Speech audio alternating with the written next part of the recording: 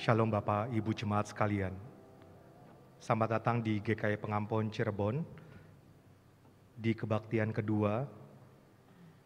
Sebelum ibadah dimulai, mari kita akan melatih beberapa pujian yang akan kita nyanyikan dalam ibadah. Kita melatih dari NKB 111, Gereja Bagai Bahtera.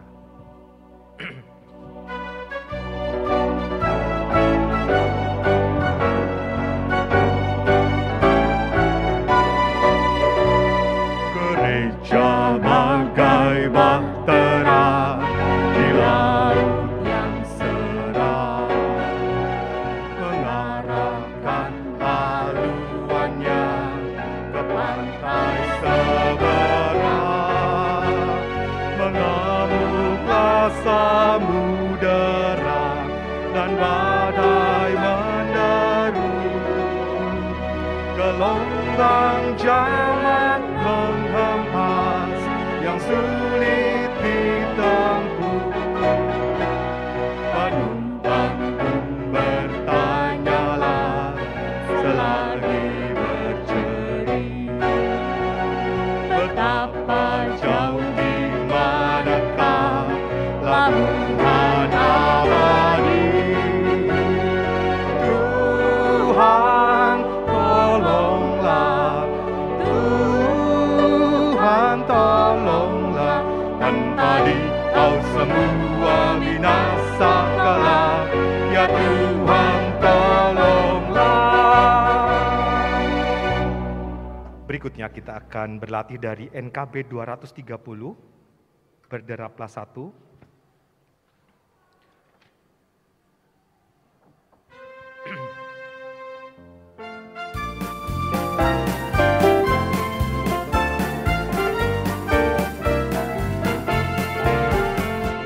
Berderaplah satu, bertegap langkahmu, junjunglah panggilannya, perjuangkan kasihnya, bergandengan erat, rintanganmu berat, untuk masyurkan perdamaian kekal. Kristus adalah kepala gerejanya, Roh-Nya pun tetap membimbing umat-Nya. Berbarislah utuh, bersatulah teguh, hai seluruh gereja Kristen Indonesia. Demikian Bapak Ibu Jemaat sekalian, kita akan bersiap memasuki ibadah. Kita akan menjalani pra-ibadah.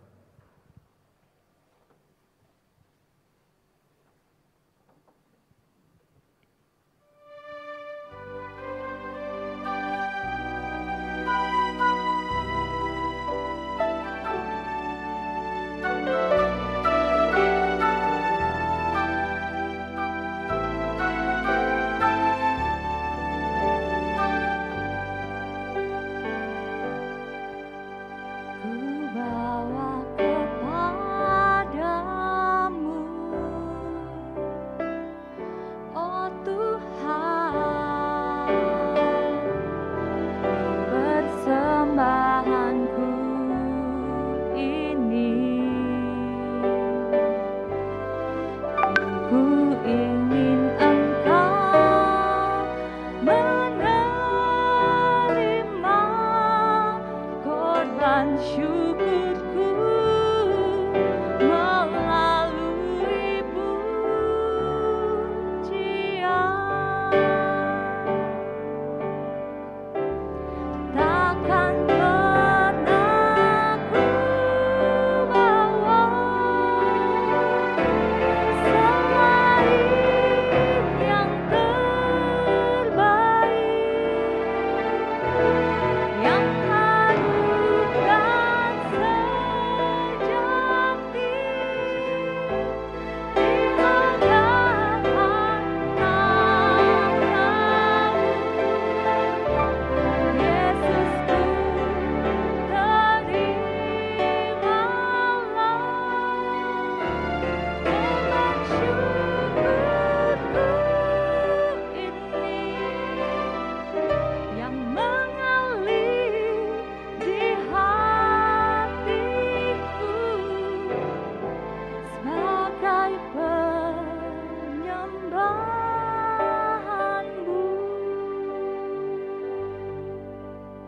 sambil musik mengalun.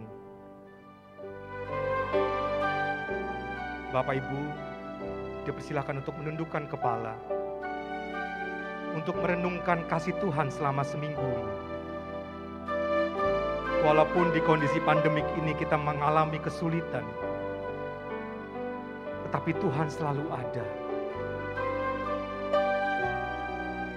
Mungkin kita mengalami kehilangan pekerjaan, mengalami kesulitan mencari pekerjaan, bahkan berusaha dalam bisnis pun susah. Tapi pada saat ini kita mau belajar, kita mau tetap mengucap syukur kepada Tuhan, mempersembahkan terbaik untuk Tuhan, meletakkan segala sesuatunya di hadapan Tuhan. Ibrani 13 berkata, sebab itu marilah kita oleh Dia senantiasa mempersembahkan korban syukur kepada Allah, yaitu ucapan bibir yang memuliakan namanya.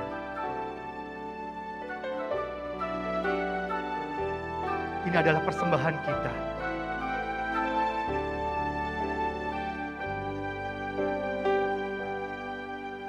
Ku bawa kepadamu, oh Tuhan, persembahanku ini. Ku ingin Engkau menerima korban syukurku melalui pujian.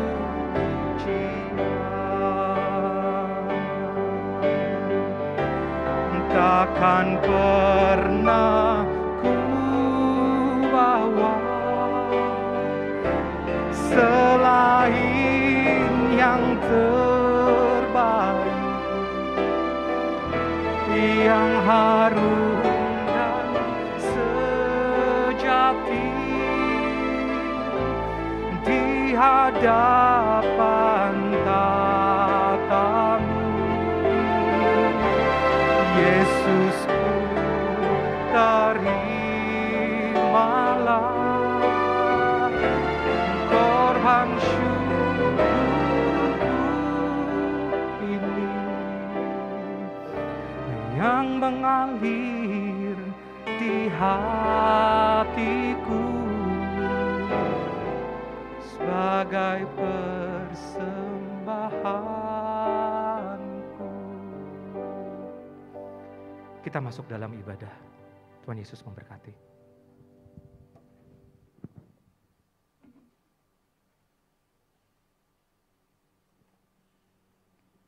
Umat yang terkasih, pada minggu ini akan dilayankan perjamuan kudus partisipatif sebagai ungkapan iman atas penyertaan dan kehadiran Kristus dalam hidup kita. Saat melewati wabah COVID-19 dan juga selama 32 tahun keberadaan Gereja Kristen Indonesia, guna menerapkan protokol kesehatan tanpa mengurangi makna persekutuan, kita telah menerima anggur dan roti perjamuan yang akan kita buka pada saat liturgi perjamuan kudus.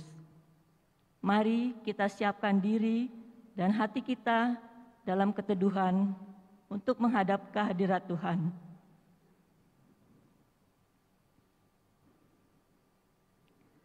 Umat diundang untuk bangkit berdiri dan bersorak-soraklah bagi Tuhan, hai seluruh bumi. Beribadahlah kepada Tuhan dengan sukacita. Datanglah ke hadapannya dengan sorak-sorai. Ketahuilah bahwa Tuhanlah Allah. Dialah yang menjadikan kita dan punya dialah kita, umatnya dan kawanan domba gembalaannya. Masuklah melalui pintu gerbangnya dengan nyanyian syukur, ke dalam pelatarannya dengan puji-pujian. Bersyukurlah kepadanya dan puji namanya. Mari kita nyanyikan PKJ 13, bait 1 dan 3, kita masuk ke rumahnya.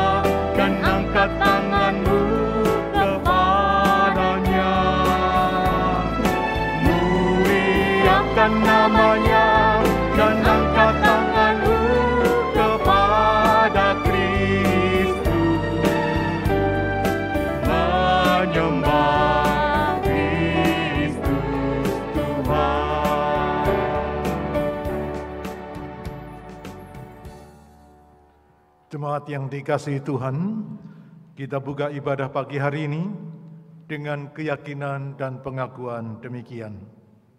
Pertolongan kita adalah di dalam nama Tuhan yang menjadikan langit dan bumi.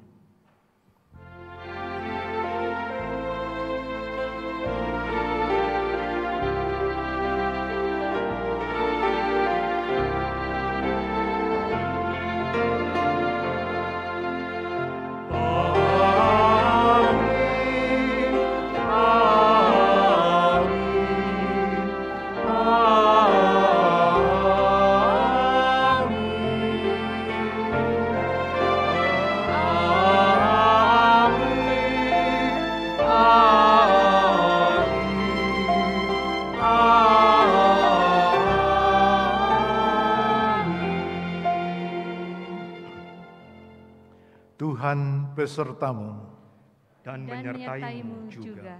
Silakan duduk.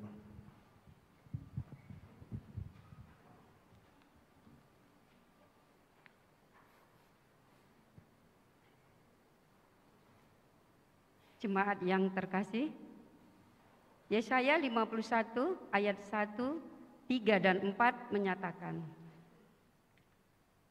"Dengarkanlah aku, hai kamu yang mengejar apa yang benar, hai kamu yang mencari Tuhan. Tuhan menghibur Sion, menghibur segala reruntuhannya. Ia membuat padang gurunnya seperti Taman Eden dan padang belantaranya seperti Taman Tuhan. Di situ terdapat kegirangan dan sukacita, nyanyian syukur dan lagu yang nyaring.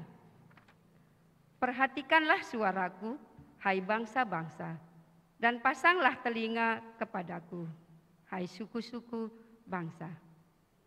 Sebab pengajaran akan keluar daripadaku dan hukumku sebagai terang untuk bangsa-bangsa." Hari ini kita merayakan hari ulang tahun ke-32 Gereja Kristen Indonesia. Di tengah ujian berat, di tengah situasi pandemi, dengan berbagai dampak yang ditimbulkannya. Di dalam badai pergumulan yang menderu, kita tidak ingin mundur atau takut. Meski berat, gereja harus terus menggeliat agar dunia beroleh berkat. Jika hanya berdiam diri, maka semua akan mati, baik diri pun dunia ini. Kita ingin memakai pergumulan berat ini sebagai kesempatan memperbarui diri.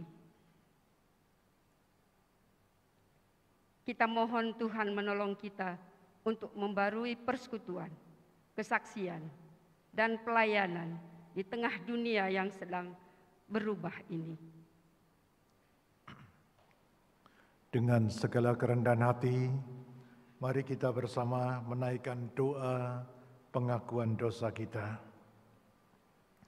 Ya Tuhan, sebagai gereja-Mu, kami seringkali gagap dan tak siap saat ancaman datang. Sebagai gereja-Mu, kami seringkali lebih berfokus pada diri kami sendiri ketimbang berfokus pada apa yang dibutuhkan oleh dunia ini. Sebagai gereja-Mu, kami kerap berhenti pada kemapanan dan kepuasan diri, sehingga lupa bahwa gereja-Mu harus bergerak keluar, melampaui arus zaman dengan segala pergumulannya. Sebagai gereja-Mu, kadang kami kurang giat untuk memikirkan serta melakukan cara-cara baru untuk beradaptasi dengan kehidupan yang terus berubah, sehingga kami tertinggal beberapa langkah di belakang masalah. Di dalam nama Tuhan Yesus, Sang Raja Gereja, kami memohon. Amin. Jemaat diundang untuk bangkit berdiri. Kita bersama akan menerima berita anugerah yang terambil dari kitab Yesaya 36 ayat 24 sampai 26. Yesaya 36 ayat 24 sampai 26 bersabda demikian. Aku akan menjemput kamu dari antara bangsa-bangsa dan mengumpulkan kamu dari semua negeri dan akan membawa kamu kembali ke tanahmu. Aku akan mencurahkan kepadamu air jernih yang akan mentahirkan kamu dari segala kenajisanmu dan dari semua berhala-berhalamu. Aku akan mentahirkan kamu. Kamu akan kuberikan hati yang baru dan roh yang baru di dalam batinmu. Dan aku akan menjauhkan dari tubuhmu hati yang keras dan kuberikan kepadamu hati yang taat. Demikianlah berita anugerah dari Tuhan. Syukur Syukur kepada pada Allah. Allah. Kita saling mentangkap tangan kita.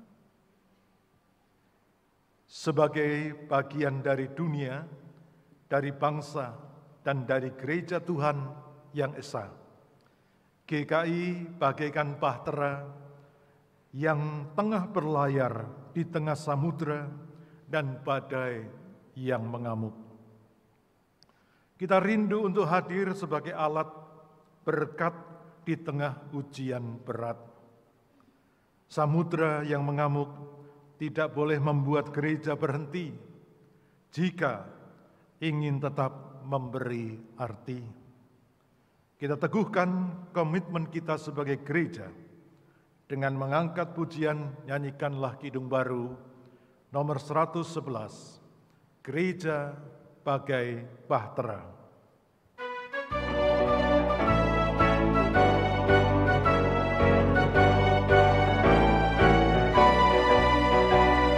Gereja bagai bahtera di laut yang cerah, mengarahkan haluannya ke pantai seberang.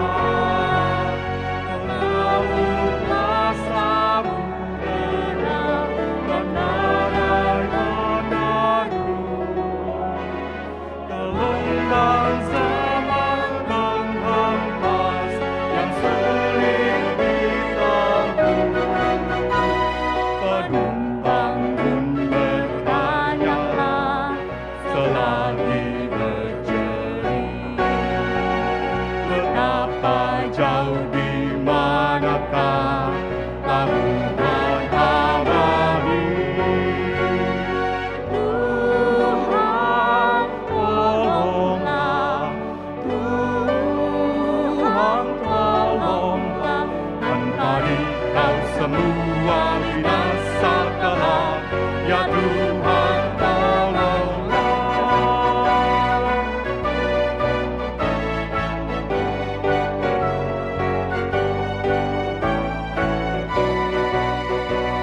Gereja bagai bahtera untuk tak berhenti, tak menempuh samudera, tak ingin berjerih, dan hanya saja yang selalu dikenal. Tak ingat akan dunia yang hampir tenggelam. Gereja yang tak berteguh di dalam tugasnya, tentunya oleh Tuhanku tak diberi berkah. Tuhan tolonglah,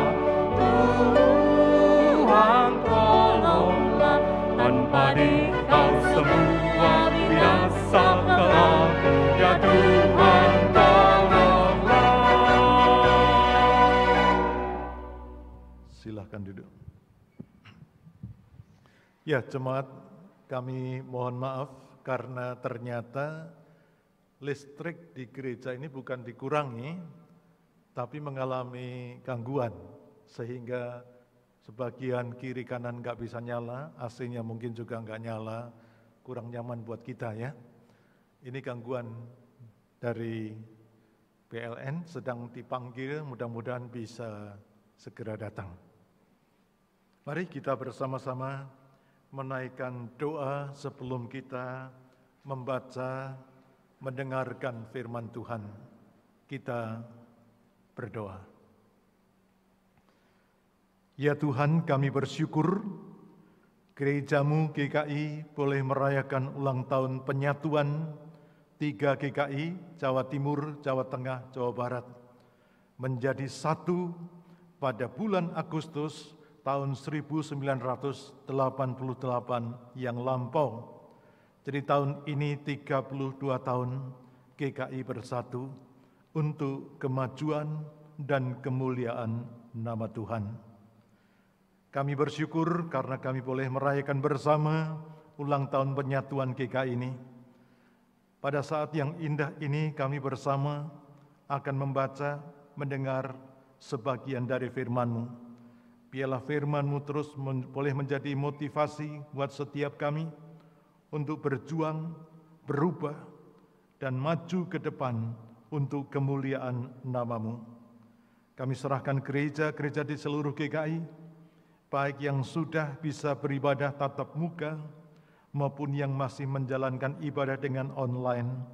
Tuhan berkati supaya melaluinya jemaat Tuhan, keimanannya, kerohaniannya, spiritualitasnya tetap bisa dirawat, dipelihara, ditumbuhkan dengan baik. Kami yang terbatas datang kepadamu, mohon penyertaan Roh Kudus Tuhan yang tidak terbatas kuasanya untuk membuat kami belajar mengerti kebenaran dari firman Tuhan sendiri. Ini seru doa sembahyang kami Bapa, di dalam nama Tuhan Yesus Kristus, kami bersyukur dan berdoa. Amin.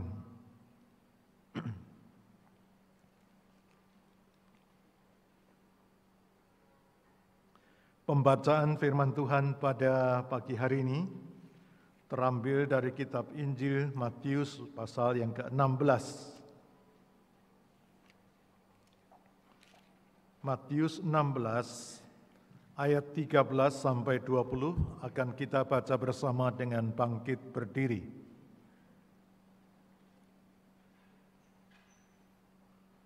Matius 16 ayat 13 sampai 20. Demikian sabdanya. Pengakuan Petrus. Setelah Yesus tiba di daerah Kaisaria Filipi, ia bertanya kepada murid-muridnya, kata orang, "Siapakah anak manusia itu?" Jawab mereka, "Ada yang mengatakan Yohanes Pembaptis, ada juga yang mengatakan Elia, dan ada pula yang mengatakan Yeremia atau salah seorang dari para nabi." Lalu Yesus bertanya kepada mereka, "Tetapi apa katamu? Siapakah aku ini?" Maka jawab Simon Petrus, "Engkau adalah Mesias, Anak Allah yang hidup." Kata Yesus kepadanya, "Berbahagialah engkau Simon bin Yunus, sebab bukan manusia yang menyatakan itu kepadamu, melainkan Bapa-Mu yang di sorga. Dan aku pun berkata kepadamu, engkau adalah Petrus, dan di atas batu karang ini aku akan mendirikan jemaatku, dan alam maut tidak akan menguasainya. Kepadamu akan kuberikan kunci kerajaan sorga. Apa yang kau ikat di dunia ini akan terikat di sorga, dan apa yang kau lepaskan di dunia ini akan terlepas di sorga." Lalu Yesus melarang murid-muridnya supaya jangan memberitahukan kepada siapapun bahwa ia Mesias. Demikianlah Injil Tuhan Yesus Kristus. Yang berbahagia adalah mereka yang mendengarkan firman Allah dan yang memeliharanya. Haleluya.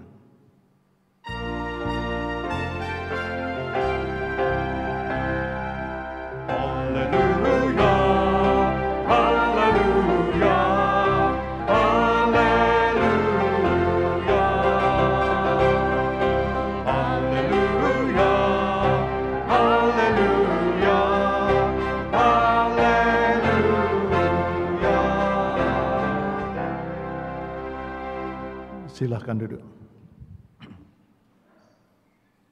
Di ulang tahun GKI yang ke-32, ulang tahun penyatuan, ya, diambil sebuah tema gereja yang terus membarui diri. Pada ulang tahun GKI ini, Sinode mengutip pandangan dua orang. Yang pertama bernama George Bernard Shaw, sastrawan peraih hadiah Nobel kesusastraan, yang berkata demikian, "Progress is impossible without change, and those who cannot change their minds cannot change anything." Angel ya bahasa Inggris mengucapkannya ya. Artinya kira-kira begini. Kemajuan itu mustahil tanpa perubahan. Dan mereka yang tidak dapat mengubah pikiran mereka, tidak dapat mengubah apapun.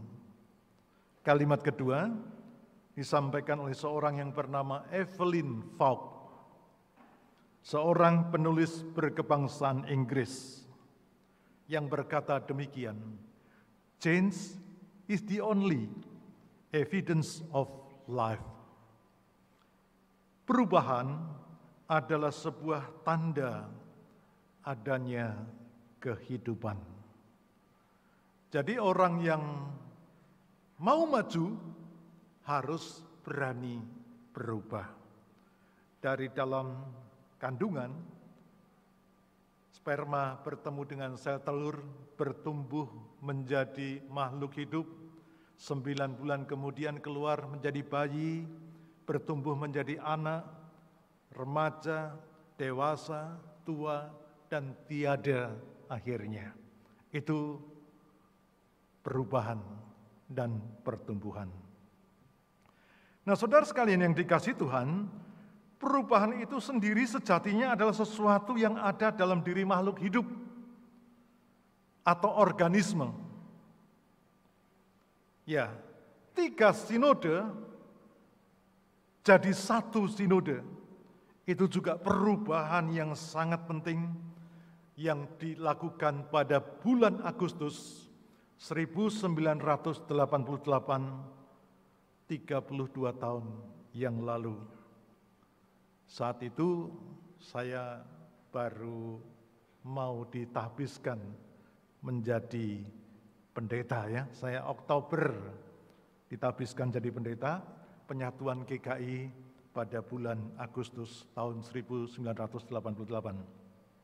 Ya, kadang berubah dan perubahan itu terjadi karena adanya suatu keadaan yang memaksa kita untuk berubah dan membaharui diri supaya bisa menyesuaikan diri dengan keadaan yang baru. Nah, pandemi COVID-19 ini sudah berlangsung selama 6 bulan, ini juga memaksa banyak pihak untuk berubah, suka atau tidak suka. Perubahan terjadi di dalam diri kita, di dalam keluarga kita, di dalam hidup bergereja kita, bahkan di dalam masyarakat luas. Bahkan di seluruh dunia terjadi perubahan-perubahan yang mendadak. Gereja-gereja GKI termasuk di dalamnya juga mengalami perubahan di masa pandemi ini. Cara beribadah berubah, kegiatan gerejawi berubah, mindset kita juga berubah, kebiasaan-kebiasaan kita juga berubah. Namun sekalipun pandemi ini memaksa kita untuk berubah, perubahan itu tidak kita jalani dengan terpaksa, tapi kita jalani sebagai bentuk kita mau membaharui diri kita, supaya kehadiran kita sebagai salah satu mitra Allah tetap relevan. Saudara sekalian, 3 sinode menjadi 1 sinode itu menimbulkan kesatuan dan kekuatan yang luar biasa. Pada waktu itu banyak orang bertanya, Apa maksud tujuannya? Termasuk Departemen Agama, termasuk Menteri Agama. Ada apa ini? 3 kekuatan di Pulau Jawa menyatu. Tujuannya cuma satu. Kita mau bersatu, kita mau berubah, kita mau maju bersama-sama. Hari ini GKI ada 230 gereja jemaat di seluruh Indonesia. Dengan jumlah jemaat 250.000 orang. Jadi dilihat besar, banyak, iya. Tapi dibandingkan dengan HKBP, kita masih jauh ketinggalan. HKBP nilai jumlahnya jutaan, 3 juta lebih. GKI seperberapanya, ya. Jadi kita masih kecil, tetapi yang kecil ini bersatu untuk perubahan dan kekuatan ke depan. Bapak, Ibu, dan saudara sekalian, dalam Injil Matius tadi, Simon Petrus ditanya oleh Tuhan Yesus. Murid-murid ditanya oleh Tuhan Yesus, menurut mereka sekalian kata orang, siapa aku ini? Ada yang berkata engkau Yohanes Pembaptis, ada yang berkata engkau Elia, ada yang berkata engkau adalah Yeremia, ada yang berkata engkau adalah salah seorang dari para nabi yang akan datang. Lalu aplikasinya kepada murid-murid, itu menurut mereka. Kalau menurut kamu, siapakah aku ini? Saudara, kalau pertanyaan yang sama ditujukan Tuhan Yesus kepada kita hari ini, menurut kita, siapakah Yesus itu? Simon Petrus memberi jawaban yang akurat, yang tepat, yang benar. Engkau adalah Mesias, Anak Allah yang hidup. Apa itu artinya? Engkau adalah juru selamat yang diurapi. Engkau adalah Anak Allah yang hidup. Proklamasi dari Simon Petrus ini dikonfirmasi, ditegaskan, dijawab oleh Tuhan Yesus dengan kalimat indah di dalam ayat 18. Dan aku pun berkata kepadamu, engkau Petrus, engkau adalah Petrus, dan di atas batu karang ini aku akan mendirikan jemaatku, dan Allah maut tidak akan menguasainya. Petrus ditegaskan, engkau adalah batu karang. Di atas batu karang ini aku akan mendirikan gerejaku. Saudara sekalian, apa yang dimaksudkan Tuhan Yesus? Hal ini mau menegaskan Petrus diikut sertakan Tuhan untuk meneruskan karya Tuhan, melanjutkan misi Tuhan di tengah dunia ini sebagai mitra Tuhan.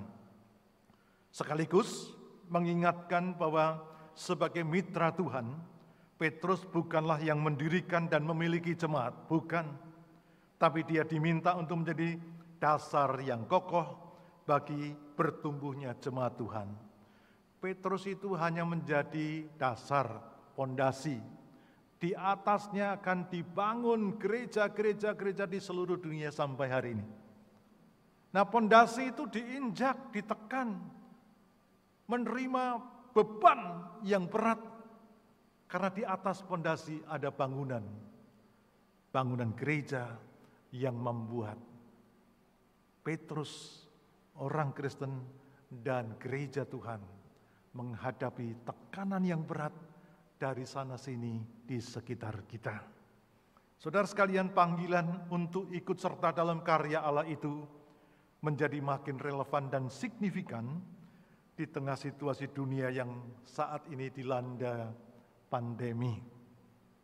Gereja termasuk GKI tidak boleh selamat dan menyelamatkan dirinya sendiri di tengah situasi ini. Keprihatinan kita harus menjadi keprihatinan GKI juga. Kegembiraan sekitar kita tentu juga menjadi kegembiraan GKI. Nah, oleh sebab itu gereja dipanggil untuk membaharui diri terus-menerus. Saudara sekalian, bagaimana caranya gereja membaharui diri sendiri? Yang pertama, dengan mau melayani sukarela dan bukan dengan terpaksa. Gereja harus tetap terus melayani dengan sukarela dan bukan terpaksa. Hari ini banyak orang Kristen yang terpaksa ke gereja. Kalau ke mall sudah nggak ada yang maksa. Kalau ke toko sudah dengan sukacita. Kalau rekreasi jalan-jalan ke tempat-tempat rekreasi sudah dengan sukacita. Tapi hari ini kalau ke gereja masih dengan takut, dengan berat hati, bahkan mungkin dengan terpaksa karena ada perjamuan kudus. Kalau enggak, ya di rumah aja lebih enak, bisa sambil minum, ngopi, ngemil, dan sebagainya. Mari kita sadari, kita dipanggil untuk membaharui diri kita melalui tetap mau melayani dengan sukarela, juga bukan dengan terpaksa. Saudara, kita tahu Petrus yang dipanggil untuk melayani ternyata enggak enak. Bukan perkara yang mudah. Ketika dijadikan pondasi gereja, ternyata Petrus harus menderita, disiksa, dianiaya, dipenjara. Itu menjadi drama dan irama kehidupan sehari-hari dalam kehidupan mereka. Tapi sadar betul, maka Petrus tetap melayani dengan sukacita, sukarela, tanpa merasa terpaksa. Nah, ini yang penting, saudara sekalian. Gereja melayani Tuhan, Raja di atas segala raja, tidak boleh dengan terpaksa.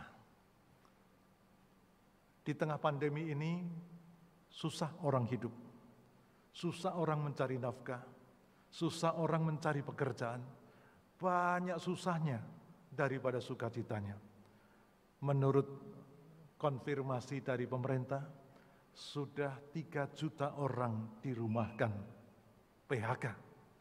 Itu artinya sudah puluhan juta berikut dengan anak istri, suami, keluarga, orang tua, mertua. Sudah puluhan juta orang mengalami derita dan kesulitan, perubahan ke arah yang buruk. Kalau berubah ke arah yang baik, semua orang enak, siap. Nah, di tengah situasi ini, Gereja GKI tetap melakukan pelayanan dengan sukarela dan tidak ada yang memaksa. Kita laksanakan terus program-program, baik GKI Jawa Timur, GKI Jawa Barat, GKI Jawa Tengah, punya program sosial di tengah pandemi ini untuk membuat kesejahteraan lingkungan menjadi baik. Nah, GKI Pengampon pun terus mensuplai, menyalurkan berkat-berkat Tuhan di tengah pandemi ini. Dari bulan Juli sampai bulan Desember nanti dengan anggaran mungkin 200 juta lebih.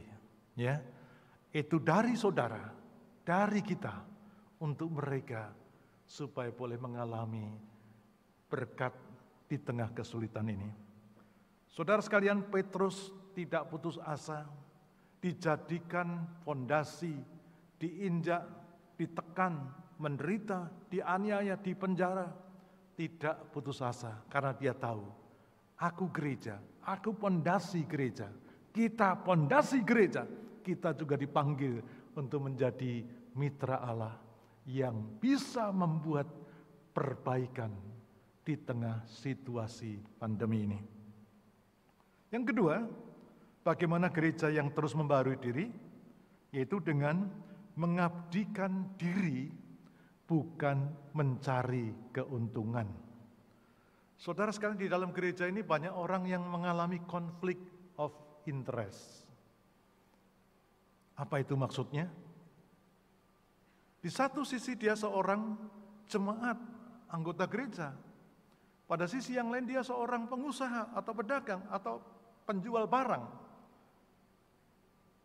Ketika dia melayani Tuhan di gereja, dia bisa menjadi memikirkan usaha dagangnya sendiri.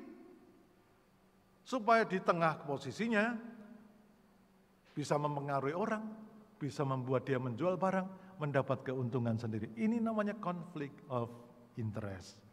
Ada kepentingan maka dia mau. Ada kepentingan maka dia mau terlibat. Nah, tentu ada banyak hal yang mengalami kesulitan nanti.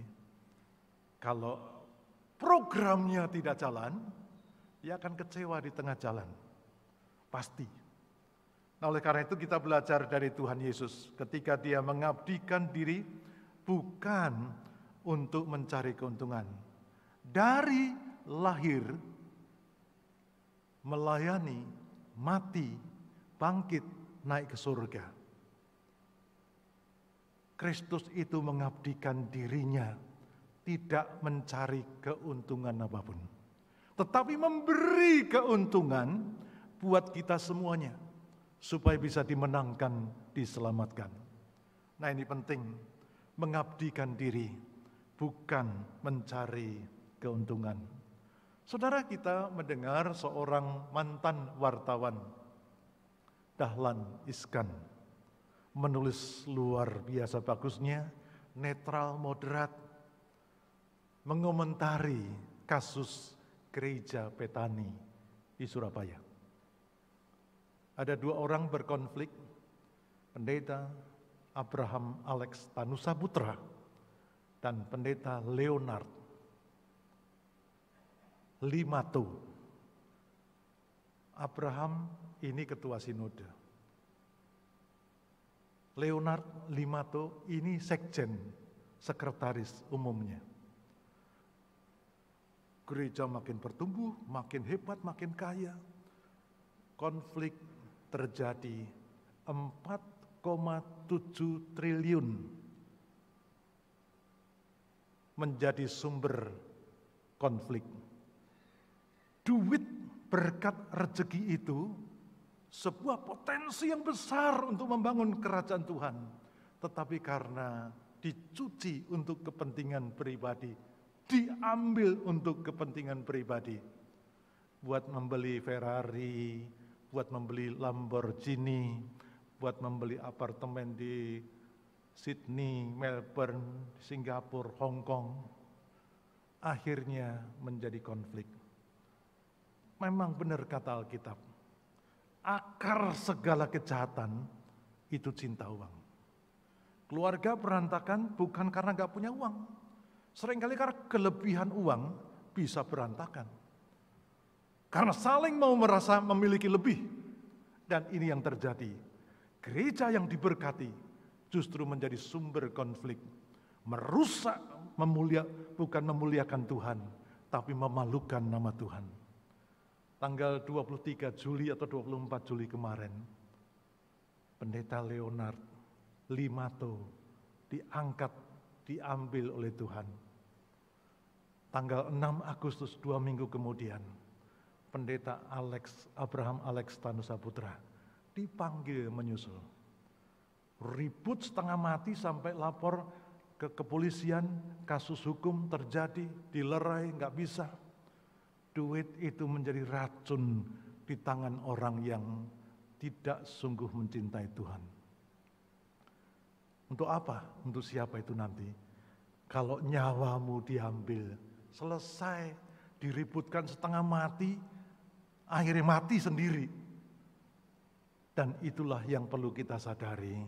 Semua butuh uang, apalagi di tengah kesulitan ini. Tapi jangan sampai kita menjadi Yudas modern di dalam gereja Tuhan. Masalahnya sama, Yudas juga karena cinta uang, maka rela menggadaikan guru Tuhannya dengan 30 keping perak. Enteng, murah sekali 30 keping perak. Saudara, kita dipanggil bukan untuk menggadaikan Tuhan. Demi kepentingan kita. Mari kita mengabdikan diri, untuk kemuliaan nama Tuhan, bukan untuk keuntungan kita. Kristus mengabdikan dirinya untuk keuntungan saudara dan saya, keselamatan kita. Mari kita teladani. Yang ketiga, gereja yang terus membaharui diri dengan cara apa?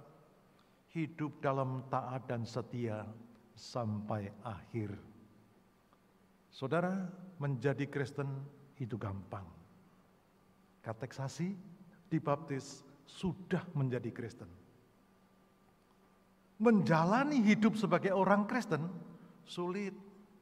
Kita harus belajar sesuai dengan firman Tuhan, menjalaninya, disocokkan dengan firman Tuhan. Salah enggak? Dosa enggak? Benar enggak? Oke enggak? Menjalani sulit. Ada banyak orang yang kandas di tengah jalan, mandek di tengah jalan, meninggalkan Tuhan di tengah jalan. Lebih lanjut, mengakhiri hidup dengan setia sebagai orang Kristen, lebih sulit lagi. Banyak yang dipanggil, tetapi sedikit yang dipilih. Untuk menjadi pilihan, butuh taat dan setia sampai akhir. Gak gampang. 30-40 tahun sudah kita jalani hidup sebagai orang Kristen.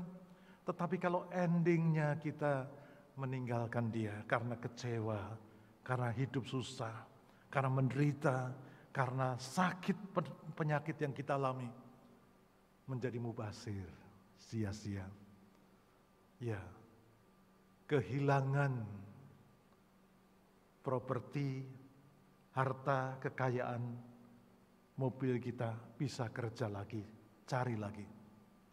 Kehilangan kesehatan, kita bisa berobat ke luar kota, bahkan ke luar negeri. Tapi kalau kehilangan iman kita kehilangan segala-galanya. Kehilangan keselamatan surgawi kita.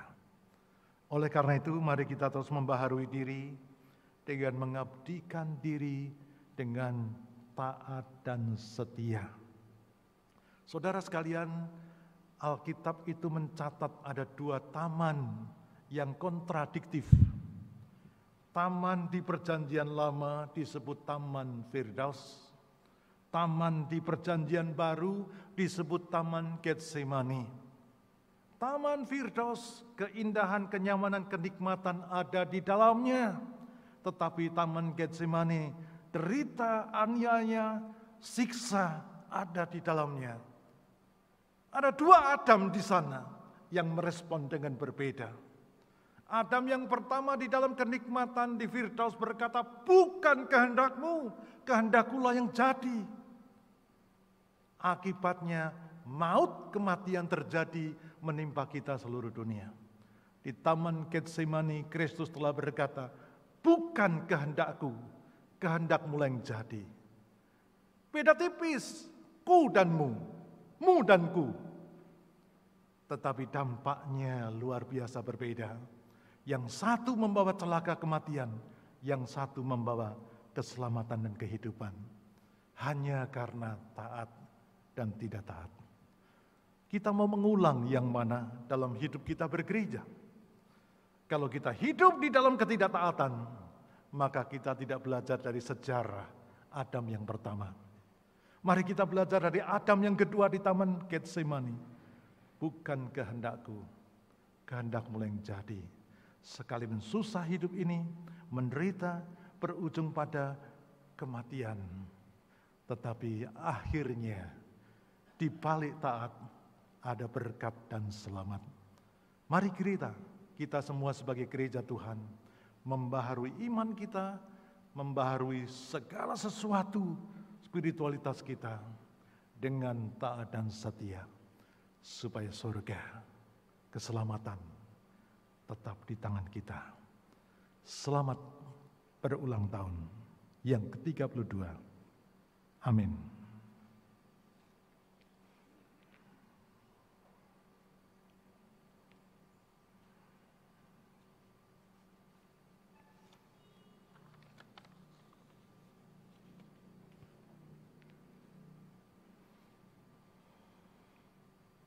Umat Tuhan dimohon untuk berdiri.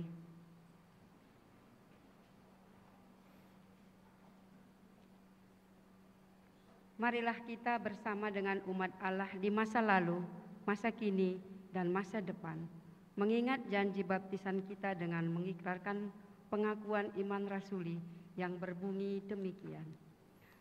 Aku percaya kepada Allah, Bapa yang Maha Kuasa, Khalik langit dan bumi, dan kepada Yesus Kristus, Anaknya yang tunggal Tuhan kita, yang dikandung daripada Roh Kudus, lahir dari anak darah Maria, yang menderita sengsara di bawah pemerintahan Pontius Pilatus, disalibkan, mati dan dikuburkan, turun ke dalam kerajaan maut.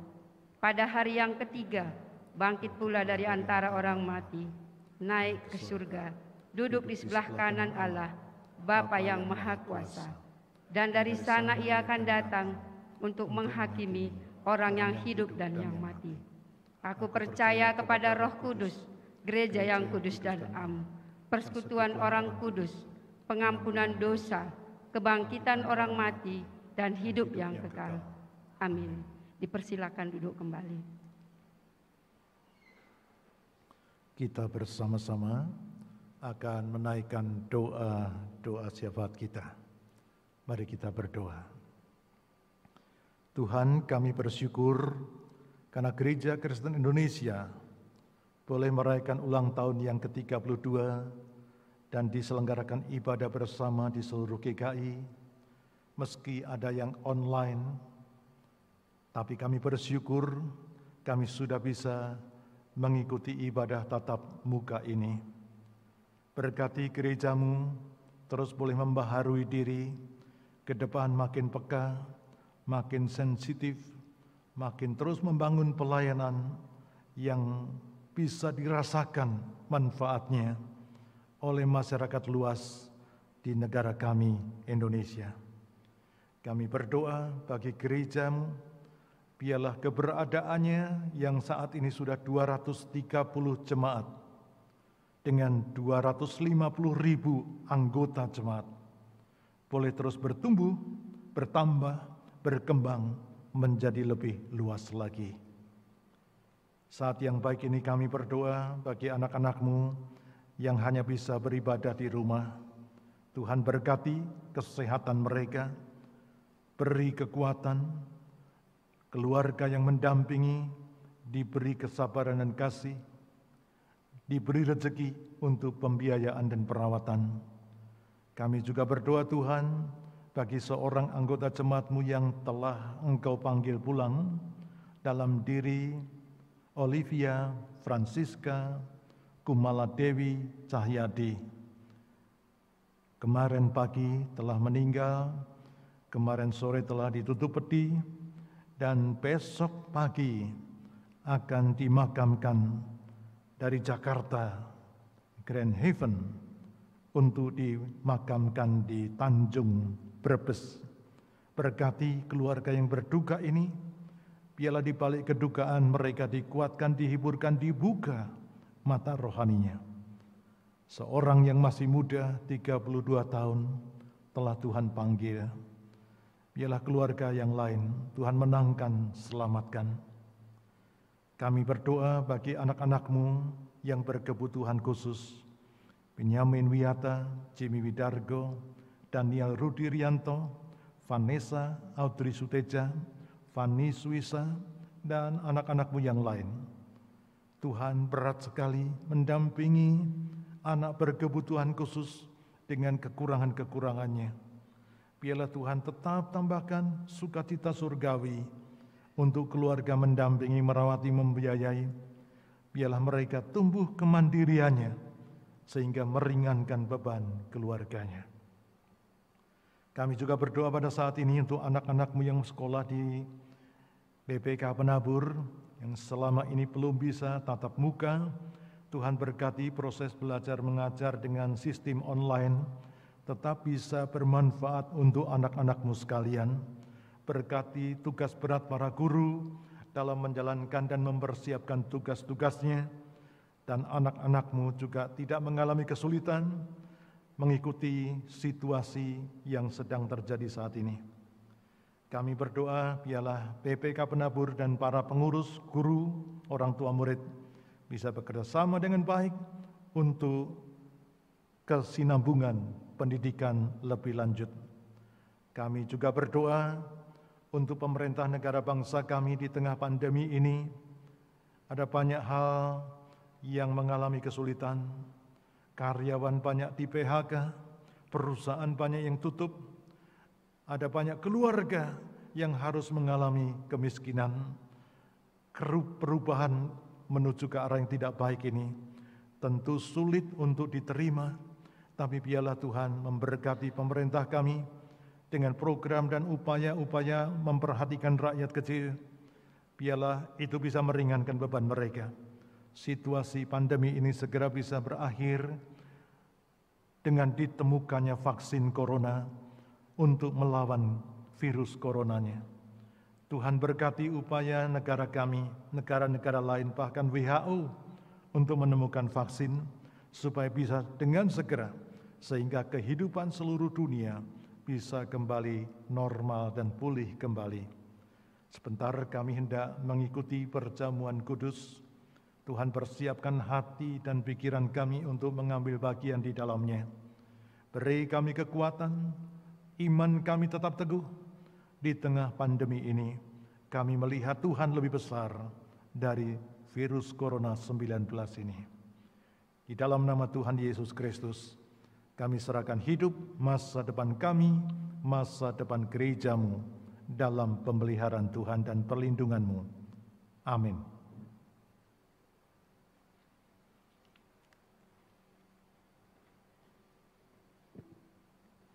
Umat yang terkasih, saat ini bersama kita memasuki pelayanan persembahan.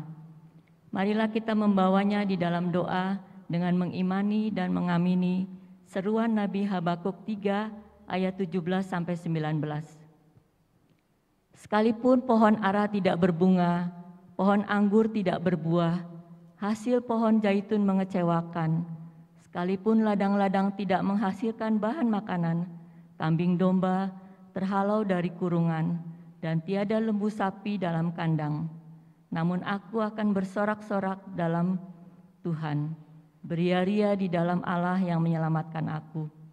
Allah Tuhanku itu kekuatanku. Ia membuat kakiku seperti kaki rusa. Ia membiarkan aku berjejak di bukit-bukitku. Persembahan jemaat diberikan pada saat keluar dari ruang ibadah dan saat ini. Persembahan disimbolkan dengan persembahan para pelayan ibadah diiringi instrumen Kidung Jemaat 287. Sekarang beri syukur.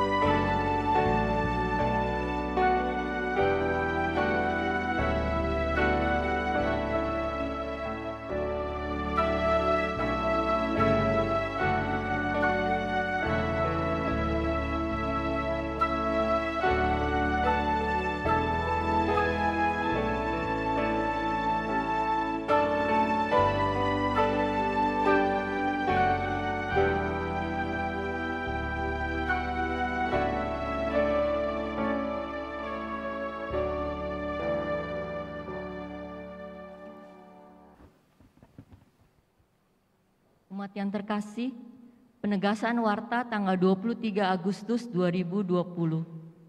Pertama, pada hari ini perjamuan kudus dilayankan bertepatan dengan ibadah HUT GKI ke-32. Kiranya sakramen perjamuan kudus yang dilaksanakan baik di gereja maupun di rumah melalui media sosial GKI dengan segala kondisinya, tetap dapat meneguhkan dan memelihara iman kita kepada Tuhan Yesus Kristus. Majelis Jemaat memohon kerjasama dari Bapak, Ibu, dan Saudara untuk tidak meninggalkan sampah sisa paket perjamuan setelah ibadah selesai. Di pintu luar gereja telah disediakan tempat sampah untuk sisa paket perjamuan kudus. Kami ucapkan terima kasih atas kepedulian jemaat dalam menjaga keamanan serta kenyamanan di dalam ibadah. Kedua, himbauan ibadah adaptasi kebiasaan baru. Jemaat yang terkasih, tidak henti-hentinya kami mengingatkan panggilan dan kepekaan kita dalam menjalani ibadah onsite. Bagi jemaat atau pelayan ibadah onsite, kami mohon menyiapkan kertas informasi pribadi di rumah dan masukkan dalam kotak di jalur antrian. Kertas informasi bisa diambil di meja antrian dan dibawa pulang untuk diisi di rumah untuk mengurangi kerumunan di halaman gereja. Mengenakan masker selama jalannya ibadah untuk melindungi diri dan sesama. Jika harus membuka sebentar, jangan lupa untuk segera mengenakan kembali dengan benar. 3. Program pemulihan kehidupan. GKI Pengampon telah memulai program pemulihan kehidupan dengan kegiatan utama. A. Program berbagi kasih, yaitu menyediakan paket kebutuhan pokok lanjutan untuk anggota jemaat yang masih membutuhkan pertolongan dengan jumlah sekitar 200 paket per bulan. B. Program ATM beras, yaitu menyediakan paket beras darurat bagi anggota jemaat yang tidak terdaftar dalam program berbagi kasih. C. Program peduli tetangga, yaitu menyediakan paket beras darurat bagi non-anggota jemaat, termasuk sesama lintas iman yang bertetangga dengan anggota jemaat GKI Pengampon. Program pemulihan kehidupan ini berlangsung dari Juli sampai Desember 2020. Dengan anggaran program pemulihan kehidupan ini adalah Rp208.274.400. Jemaat dan simpatisan GKI Pengampon diundang untuk mengambil bagian dalam program pemulihan kehidupan. 4. Kami mohon perhatiannya, pada saat selesai ibadah, user akan memandu jemaat untuk keluar gedung gereja dengan tertib dari baris paling belakang. Demikian penegasan warta jemaat hari ini. Untuk informasi selanjutnya, jemaat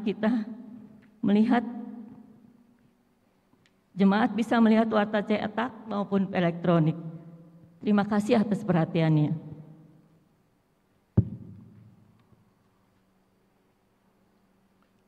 Kita tiba pada pemungkas ibadah kita, pengutusan. Pengantar pengutusan. Jemaat terkasih, dengarlah nasihat dalam Roma 12 ayat 3-5 yang berbunyi demikian. Berdasarkan kasih karunia yang dianugerahkan kepadaku, aku berkata kepada setiap orang di antara kamu, janganlah kamu memikirkan hal-hal yang lebih tinggi daripada yang patut kamu pikirkan, tetapi hendaklah kamu berpikir begitu rupa, sehingga kamu menguasai diri menurut ukuran iman yang dikaruniakan Allah kepada kamu masing-masing. Sebab sama seperti pada satu tubuh, kita mempunyai banyak anggota, tetapi tidak semua anggota itu mempunyai tugas yang sama. Demikian juga kita, walaupun banyak, adalah satu tubuh di dalam Kristus, tetapi kita masing-masing adalah anggota yang seorang terhadap yang lain. Seraya merayakan keberagaman dan kekayaan GKI, kita berderap satu menjadi gereja yang terus membarui diri, agar melalui gereja, dunia beroleh berkat. Kita bangkit berdiri dan berderaplah satu.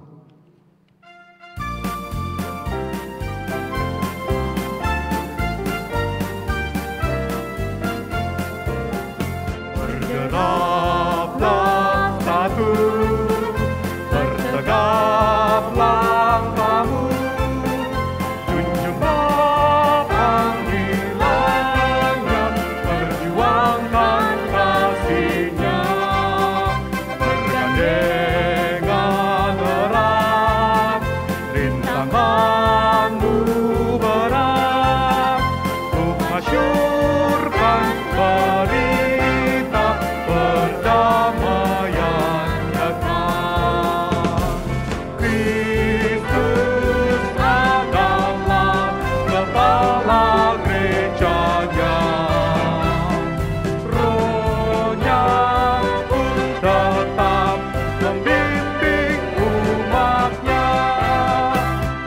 Berbarislah utuh, bersatulah teguh, hai seluruh gereja Kristen Indonesia.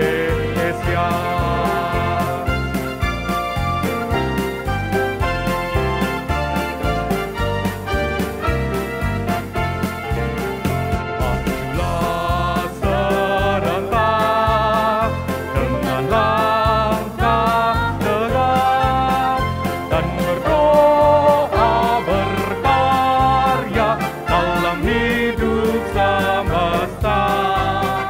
Dengan iman teguh kerahkan dayamu, kebenaran wujudkan demi sesamamu. Kristus adalah kepala gerejanya, Roh-Nya pun tetap membimbing umatnya. Berbarislah utuh, bersatulah teguh, hai seluruh gereja Kristen Indonesia.